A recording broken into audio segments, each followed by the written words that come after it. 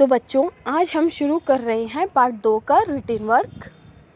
और आप लोग को ये वर्क अपने हिंदी कॉपीज़ की सेकंड साइड में करना है, जहाँ पर आप लोगों ने 1 पेज फोल्ड करके कॉपी को डिवाइड किया है। तो वो है आपकी कॉपी की सेकंड साइड। वहाँ आप लोग ये सारा वर्क करेंगे। पहले लिखेंगे आज की डेट, फिर लिखेंगे पार्ट 2 और वर्णमाला। हेडिंग आएगी प्रश्न उत्तर।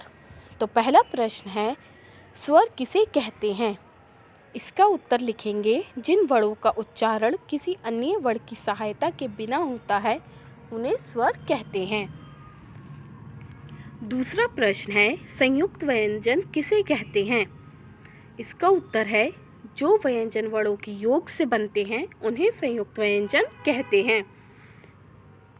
तीसरा प्रश्न है, वर्णमाला में कुल कितने व्यंजन होते हैं? इसका उत्तर लिखेंगे कि वर्णमाला में कुल 33 व्यंजन होते हैं। प्रश्न 4 आएगा, अनुस्वार किसे कहते हैं? उदाहरण सहित लिखिए। तो पहले हमें ये बताना है कि अनुस्वार कहते किसे हैं, फिर हमें उसका उदाहरण देना है। उत्तर लिखेंगे, वर्ण के ऊपर लगने वाले बिंदु को अनुस्वार कहते हैं, जैसे हंस, कंस आदि।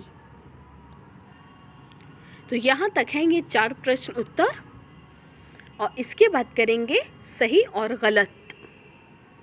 पहला है, वर्ण भाषा की सबसे छोटी इकाई है। हाँ, ये बिल्कुल सही है, क्योंकि वर्ण भाषा की सबसे छोटी इकाई होती है। तो इसके सामने सही का निशान लगाएंगे। दूसरा है, कृपा में का रा और रा का संयोग है। बिल्कुल सही। जब ये शब्द लिखा है कृपा, तो इसमें रा और का की आवाज़ दोनों की आ रही है, यानी का की आवाज़ भी आ रही है और रा की आवाज़ भी आ रही है, इसलिए ये वाक्य ठीक है। इसके सामने सही का निशान लगाएंगे। तीसरा है, हिंदी वर्णमाला में कुल 10 स्वर होते हैं।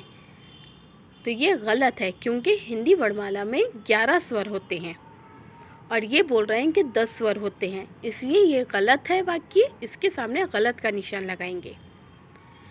फिर है, आ की कोई मात्रा नहीं होती है। बिल्कुल सही, आपने पढ़ा कि छोटे आ की कोई मात्रा नहीं होती है। इसके सामने सही का निशान लगाएंगे। फिर है, व्यंजन का उच्चारण स्वतंत्र होता है, यानी जब हम व्यंजन पढ़ते हैं तो हमें किसी भी अन्य वर्ण की सहायता नहीं लेनी पड़ती है। तो यह गलत है, इसके सामने गलत का निशान लगाएंगे। लास्ट है, त्रिभुज में ता प्लस रा बराबर त्रा का संयोग है।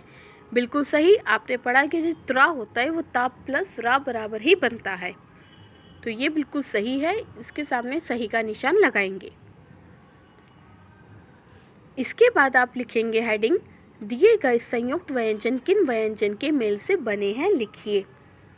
अब यहाँ पर आप लोग को 4 व्यंजन दे रखे हैं और हमें ये बताना है कि ये जो व्यंजन हैं ये किस 2 वर्ण को मिलकर बने हैं। तो का है शा, यानी जो पहला है वो है शा। तो शा व्यंजन जो है वो का प्लस शा से मिलकर बना है, तो हम लिख देंगे का प्लस शा। फिर दूसरा है ज्ञा, तो ज्ञा किससे मिलकर बना है? जा प्लस वा। त्रा, त्रा मिलकर बना है ता प्लस रा से। और श्रा, शा प्लस रा से मिलकर बना है। तो ये 4 व्यंजन हैं जो कि इन सब से मिलकर बने होते हैं, यानी 2 वर्ण से मिलकर ये व्यंजन बनते हैं। ये होते हैं संयुक्त व्यंजन। ये लास्ट प्रश्न है, दिए गए चित्रों को पहचानकर उनके नीचे उचित वर्ण लिखिए। अब आपके सामने यहाँ पर 3 चित्र बने हुए हैं।